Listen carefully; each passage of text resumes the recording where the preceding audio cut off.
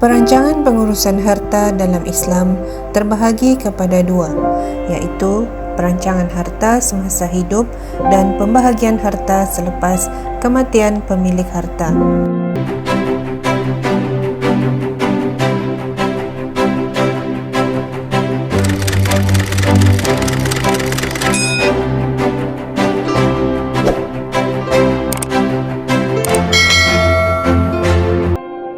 Di antara bentuk-bentuk perancangan harta semasa hidup adalah seperti hibah, wasiat, wakaf, sedekah dan nazar.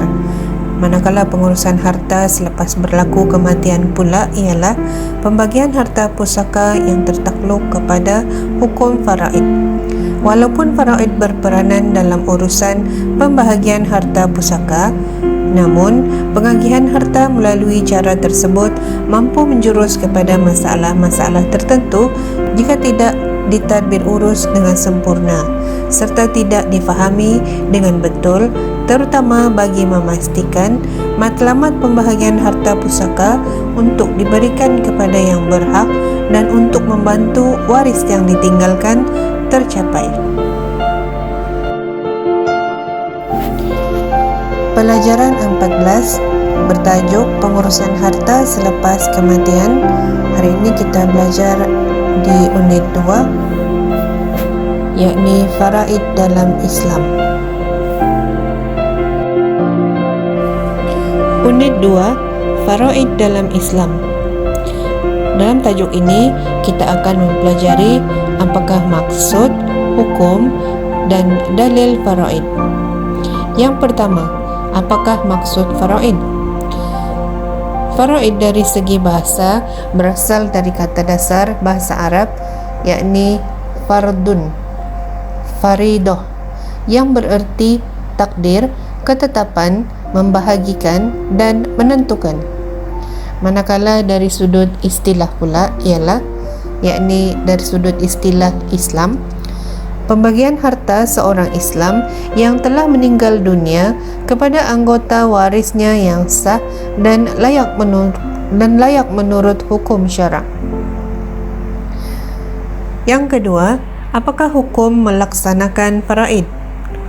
Hukum melaksanakan faraid ialah wajib. Seterusnya, yang ketiga, dalil pensyariatan faraid.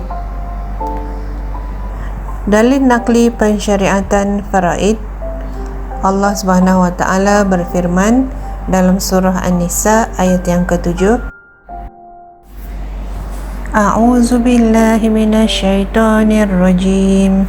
Lirrijali nasibum mimma tarakal walidani wal aqrabun walinnisa'i nasibum mimma tarakal walidani wal aqrabun mimma qalla minhu aw kathur nasiban mafruḍa.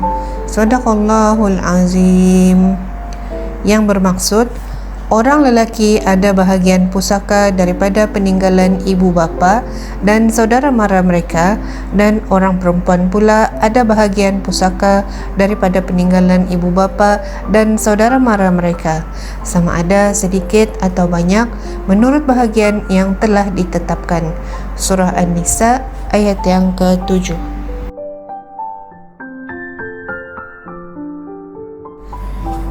Seterusnya, rukun dan syarat faraid.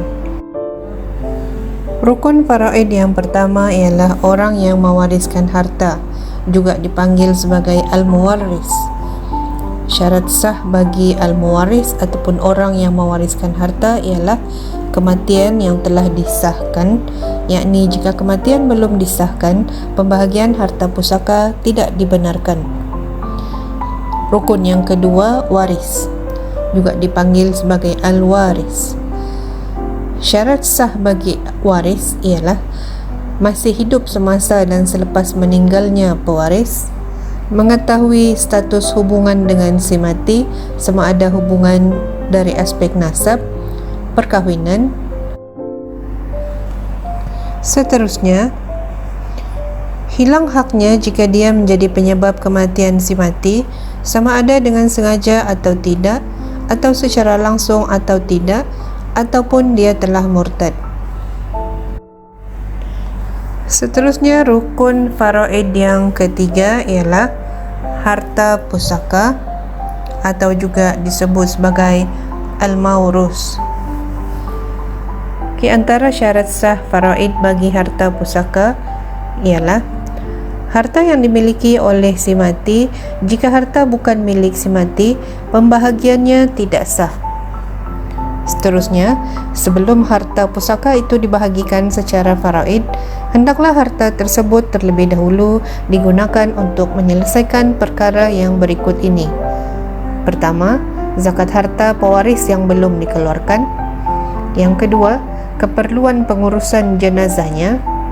Yang ketiga, hutangnya sama ada hutang sesama manusia atau hutang kepada Allah seperti haji dan fidyah puasa.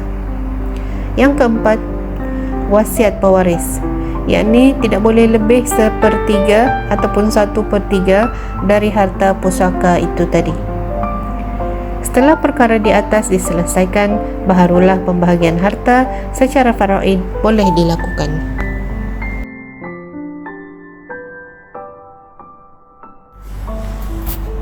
Jenis-jenis waris dan pembahagian harta pewarisan. Yang pertama, jenis ahli waris yang berhak. Tidak semua ahli waris layak menerima harta pusaka yang ditinggalkan oleh si mati, dan hanya sebahagian sahaja yang akan mewarisi harta pewaris sekiranya mereka masih hidup. Seterusnya, jenis ahli waris yang layak menerima harta pusaka adalah seperti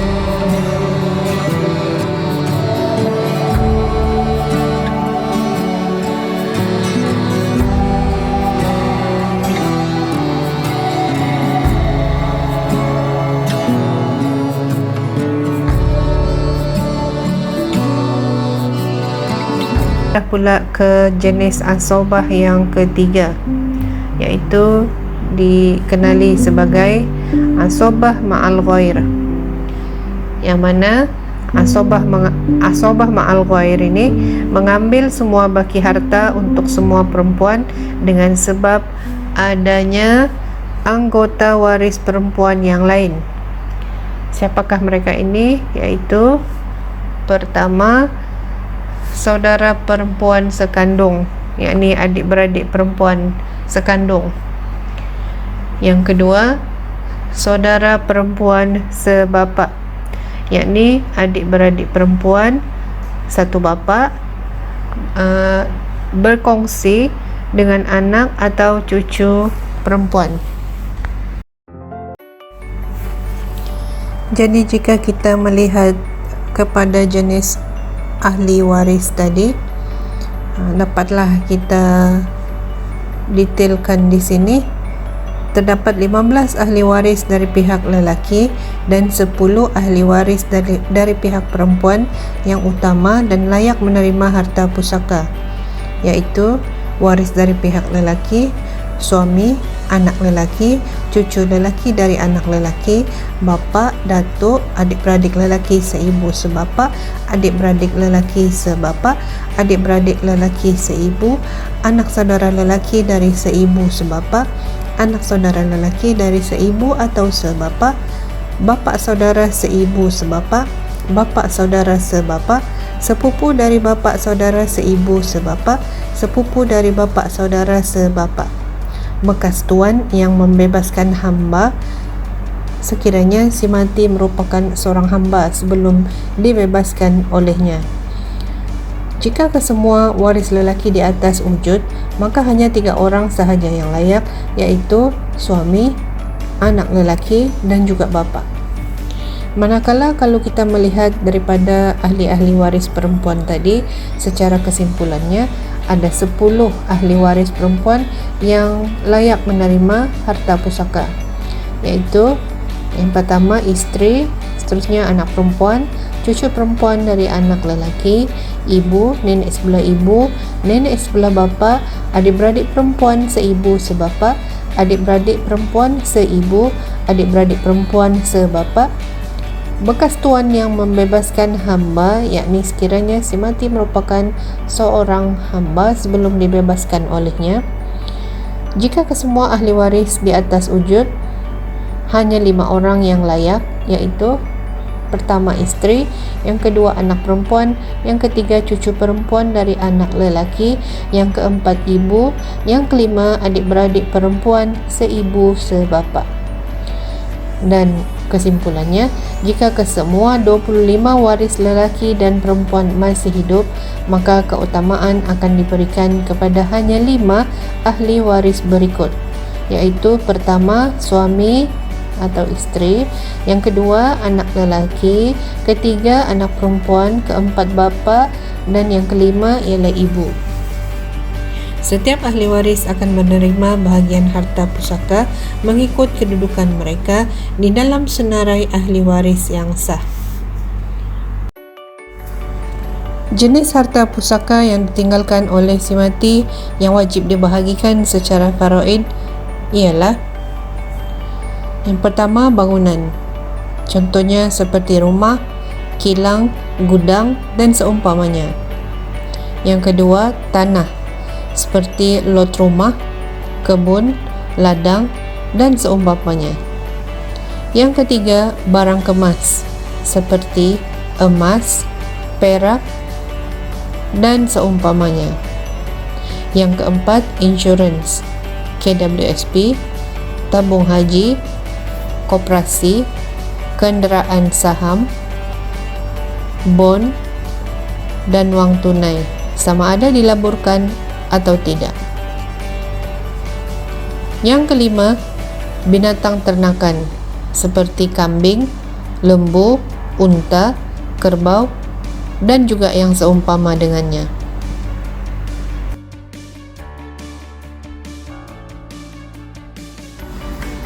Pembahagian harta pusaka. Yang pertama, bapa kepada pewaris. 1/6 sekiranya si mati mempunyai anak lelaki atau cucu lelaki. Seterusnya asobah, yakni baki, sekiranya tiada anak dan cucu. Seterusnya 1/6 dan asobah, sekiranya mempunyai anak perempuan atau cucu perempuan sahaja. Bagi ibu kepada pewaris, 1/3 sekiranya si mati tiada anak atau cucu. Jika si mati mempunyai hanya seorang saudara atau adik-beradik lelaki atau perempuan, sama ada seibu, sebapa, seibu sahaja.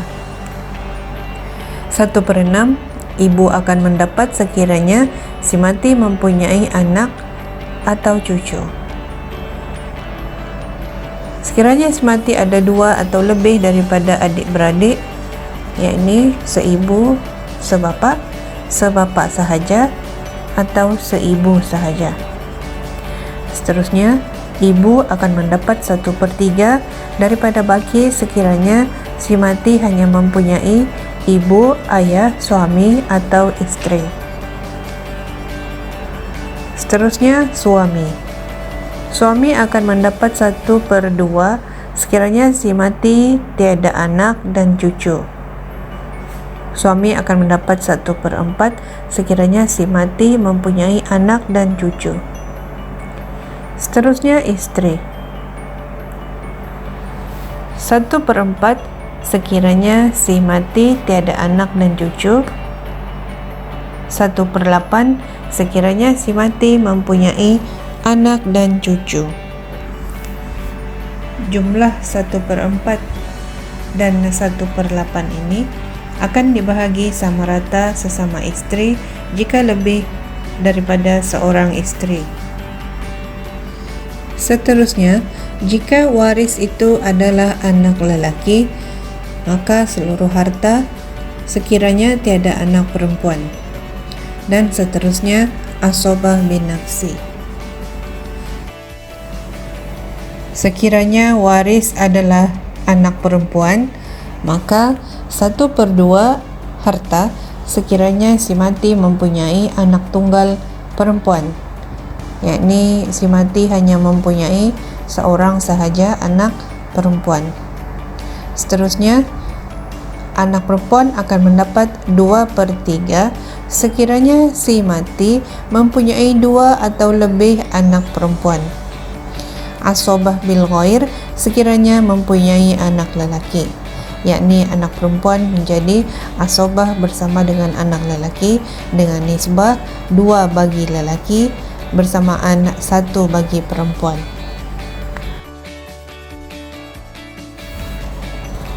Hikmah pensyariatan faraid. Yang pertama, menjamin kelangsungan hidup waris selepas kematian orang yang mewarisi harta.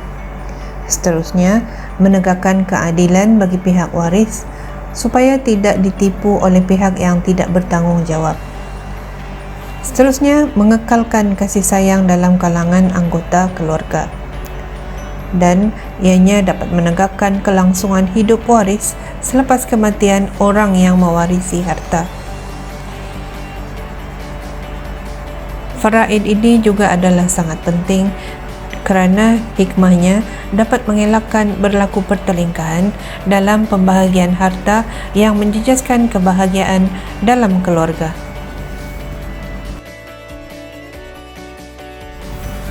Ustazah harapkan semoga semua pelajar dapat memahami berkaitan tajuk pengurusan harta selepas kematian, iaitu unit 2 Faraid dalam Islam, yakni daripada bidang fiqh.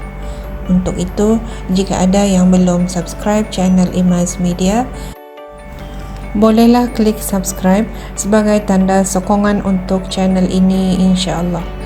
Sekiranya apa yang telah kita pelajari tadi memberi manfaat, bolehlah dikongsikan dengan rakan-rakan di media sosial kalian. Semoga ianya bermanfaat dan menjadi amal kebaikan juga buat kita semua dengan berkongsi perkara kebaikan kepada orang lain, insya-Allah. Untuk itu, sekian sahaja daripada Ustazah. Wabillahi taufik. Wassalamualaikum warahmatullahi wabarakatuh.